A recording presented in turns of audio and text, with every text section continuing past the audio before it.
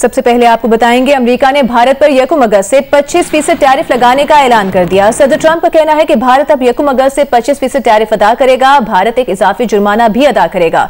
एक बयान में डोनाल्ड ट्रंप का कहना है कि भारत की तिजारती रुकावटें सख्त तरीन और नापसंदीदा तरीन हैं। भारत हमारा दोस्त है, लेकिन हमने भारत के साथ कम कारोबार किया कि उनके महसूलात बहुत ज्यादा हैं। ये भी कहा कि भारत के टैक्स दुनिया में सबसे ज्यादा महसूलात में से हैं। ट्रंप ने कहा कि भारत ने हमेशा फौजी साजो-सामान की बड़ी मिकदार में रूस से खरीदारी की है। भारत और चीन के अलावा रूसी तवानाई का सबसे बड़ा खरीदार है। पूरी दुनिया चाहती है कि रूस यूक्रेन में कत्ल गारत बंद करे। ऐसे वक्त में ये सब अच्छी बातें नहीं। ट्रंप ने कहा कि भारत अब यकम अगस्त से 25% टैरिफ अदा करेगा।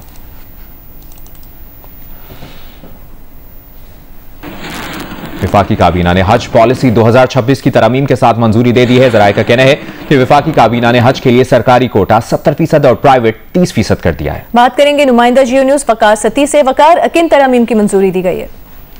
देखिए, वफाकी काबीना का इजलास जो है आज वज़ीर-ए-आज़म की ज़ेर सदारत हुआ, जिसमें सैर हासिल वो गुफ्तगू की गई है। जबकि सबसे बड़ा जो फैसला है वो ये है कि हज पॉलिसी 2026 है उसकी मंजूरी दी गई है। और अब जो है 70% जो कोटा है वो सरकारी जो लोग हैं या सरकारी हाजी जो वो करेंगे, जबकि 30% जो वो लोग प्राइवेट वो हज वो कर सकेंगे।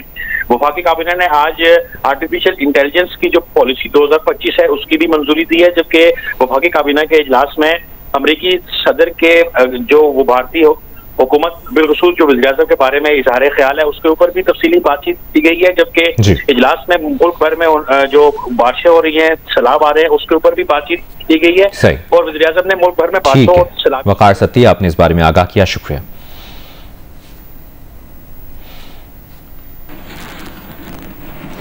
आपको बताते हैं, खैबर पख्तूनख्वा में सेनेट के ज़िमनी इंतखाब के लिए पोलिंग कल होगी। पीटीआई की उम्मीदवार साइमा खालिद ने सेनेट इंतखाबात से दस्तबरदार न होने का फैसला किया है और अपने तहफ़्फ़ुज़ात से मुतालिक पार्टी को आगाह कर दिया। साइमा खालिद का सेनेट ज़िमनी इंतखाबात पर मौक़िफ़ देने से माजरत सामने आई है। बैरिस्टर गौहर ने साइमा खालिद को दस्तबरदार होने की हिदायत की थी। मज़ीद तफसील जानेंगे नुमाइंदा जियो न्यूज़ अबू बकर सिद्दीक से। अबू बकर सिद्दीक, कहेगा ज़राए का मज़ीद क्या बताना है?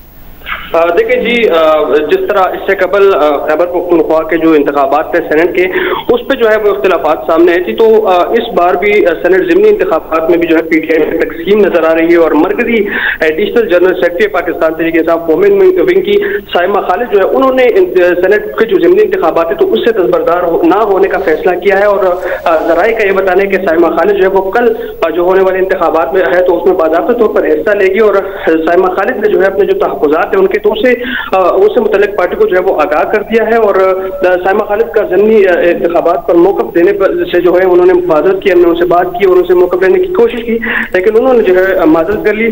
सानिया निश्तर की खाली नशिस्त पर जो है ज़िमनी इंतखाबात कल होंगे। और बैरिस्टर गौहर ने गुज़िश्ता रोज़ जो है बैरिस्टर गौहर ने हिदायत की थी कि वो दस्तबरदारी इख्तियार कर लें। शुक्रिया आपका अबू बकर, आप हमें तफसील से आगाह करें। फील्ड मार्शल आसिम मुनी ने कहा है कि भारत दहशतगर्द गिरोहों के जरिए हाइब्रिड जंग को फरोग दे रहा है। ये गिरोह भी मार्का हक में भारत को जिल्लत आमिर शिकस्त जैसा ही अंजाम पाएंगे। आर्मी चीफ की भारत की जानिब से दहशतगर्द अनासर की सरपरस्ती की मजम्मत। नेशनल वर्कशॉप बलोचिस्तान के शुरका से मुलाकात में कहा कि दहशतगर्दी ना मजहब देखती है, ना फिरका और ना ही नस्ल। दहशतगर्दी के खात्मे के लिए कौमी सतह पर इज्तिमाई आज़म और यकजहती नागुज़ीर है। आर्मी चीफ ने भारत की जानिब से दहशतगर्द अनासर की सरपरस्ती को बलोचिस्तान के अवाम की हुब्बुल वतनी को निशाना बनाने की नाकाम कोशिश करार दिया। कहा, मुल्क को दरपेश दाखिली या खारजी खतरात की सूरत में कौमी वक़ार और अवाम की सलामती के तहफ़्फ़ुज़ के लिए हर मुमकिन इक़दाम किया जाएगा। आर्मी चीफ का तमाम इदारों के दरमियान बाहमी ताउन और मरबूत कौमी हिकमत अमली अपनाने की ज़रूरत पर जोर। ISPR के मुताबिक वर्कशॉप में अरकान parliament, civil society, civil servants और माहिरीन तालीम भी शरीक हुए।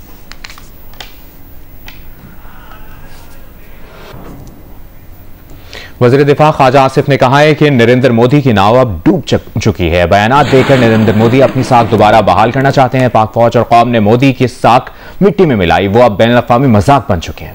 नरेंद्र मोदी की बातें संजीदा नहीं लेनी चाहिए। ख्वाजा आसिफ ने कहा कि भारतीय पार्लियामेंट में नरेंद्र मोदी को शर्मिंदगी का सामना करना पड़ा। भारतीय मीडिया और फौज खुद कह रही है कि जहाज गिरे, अब नरेंद्र मोदी को भी मान लेना चाहिए। नरेंद्र मोदी का सूरज गुरूब हो चुका, सियासी साख खत्म हो चुकी। नरेंद्र मोदी है उसकी जो है ना नाव डूब चुकी हुई है।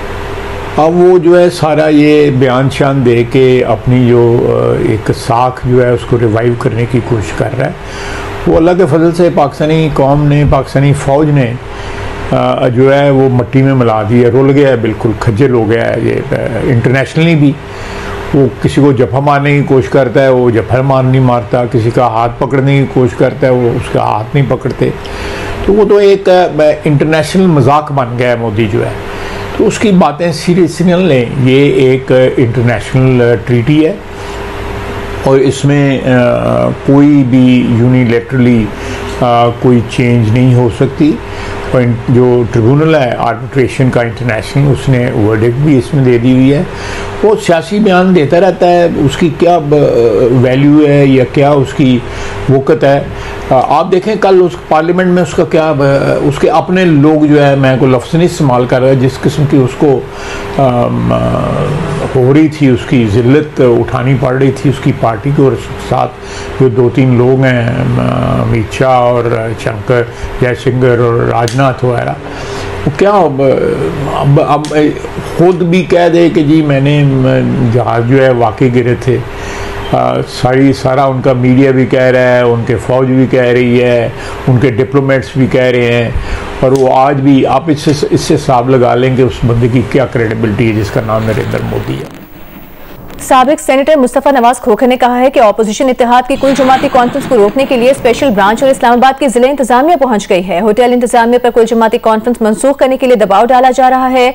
ऑपोजिशन इत्तेहाद ने कल और परसों इस्लामाबाद के एक हॉल में ऑल पार्टीज कॉन्फ्रेंस मुनक्कद करने का ऐलान किया है।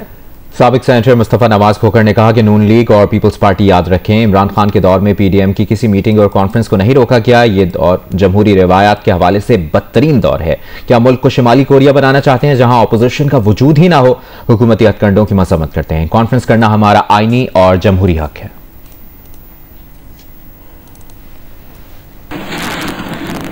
वज़ीर आला खैबर पख्तूनख्वा अली अमीन गंडापुर ने कहा है कि बदकिस्मती से जम असला में अमन कायम नहीं हो पाया। फौज, पुलिस और हमने मिलकर अमन कायम करना है।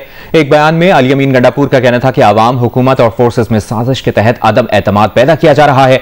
अवाम, हुकूमत और इदारों का साथ दें ताकि ये साजिश बेनकाब हो। दहशतगर्द आबादियों में पनाह ले रहे हैं ताकि उनके खिलाफ कार्रवाई न हो सके। वज़ीर आला केपी ने कहा कि जिरगों की शुरुआत 2 अगस्त से कर रहे हैं। जिरगों में सियासी, समाजी और कबायली मिशरान से मुशावरत होगी। जिरगों के बाद एक ग्रैंड जिरगा मुनक्किद किया जाएगा। ग्रैंड जिरगे में तमाम तहफ़्फ़ुज़ात दूर करेंगे। वज़ीर आला केपी ने कहा कि यहाँ किसी को ऑपरेशन करने की कोई इजाजत नहीं देते। नकल मकानी और ऑपरेशन से नुकसानात का इज़ाला बहुत मुश्किल होता है।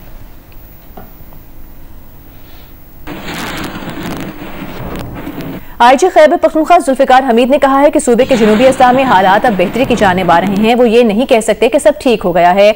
आईजी केपी ने कहा कि अब जनूबी अज़ला में कहीं भी दहशतगर्दों के नाके नहीं लग रहे। कुछ जगहों पर मसला है जहां दहशतगर्द इकट्ठे हो जाते हैं। उन्होंने कहा कि लकी और DI खान में 500 अहलकारों का इजाफा किया है।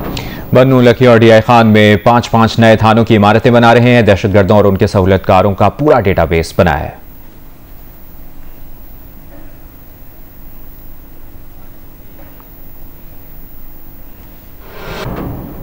लाहौर में transport engineer Nida Swaleh orange train की पहली खातून ड्राइवर बन गई हैं। जियो न्यूज़ की नुमाइंदा उम्मे फरवा ने निदा स्वाले से खुसूसी गुफ्तगू की है, आपको दिखाते हैं। Thank you so much. सबसे पहले मैं ये कहना चाहूँगी कि UET से मैंने ट्रांसपोर्टेशन इंजीनियरिंग में अपनी डिग्री हासिल की और उसके बाद जब मैंने ऑरेंज लाइन को ज्वाइन किया एज एन इंजीनियर, तो यहाँ आके मैंने एक लूप होल जो है वो फेस किया कि यहाँ जहाँ ट्रेन डिस्पैचर, कंट्रोलर्स और ट्रेन ड्राइवर मेल वर्कर्स हैं, वहाँ फ़ीमेल क्यों नहीं हो सकती। तो इस चीज़ को, इस इनिशिएटिव को मैंने अपनी चाइनीज़ मैनेजमेंट से डिस्कस किया। उन्होंने इस चीज़ को बड़ा सराहा और मुझे मोटिवेट किया कि मैं भी जो है वो एक ट्रेन ड्राइवर बन सकती हूँ। नीता, कितने माह की आपकी ट्रेनिंग थी और इस ट्रेनिंग के दौरान आपको किन मुश्किलात का सामना करना पड़ा, और ख़ास तौर पे जब पहली मर्तबा आपने ट्रेन को हाथ लगाया तो कोई डर या खौफ आया, और ट्रेनिंग आपकी कैसी रही? चाइनीज़ का मैं जिक्र करना चाहूँगी। उन्होंने सारी ट्रेनिंग दी और उसके बाद जो है वो 6 मंथ की ट्रेनिंग कंप्लीट करने के बाद मैंने मेन लाइन पर ट्रेन चलाना स्टार्ट की। जो मेरा पहला दिन था, ऑफ कोर्स वो थोड़ी नर्वसनेस भी थी, लेकिन मुझे कहीं ना कहीं बैक ऑफ द माइंड में ये सोच रही थी कि ये एक विजन है। यहाँ ये सिर्फ एक ट्रेन ड्राइवर बनना नहीं है, बल्कि एक इरादे को फ़रोग देना है जो आगे आने वाली लड़कियों के लिए भी मज़ीद मौक़े फ़राहम करेगा।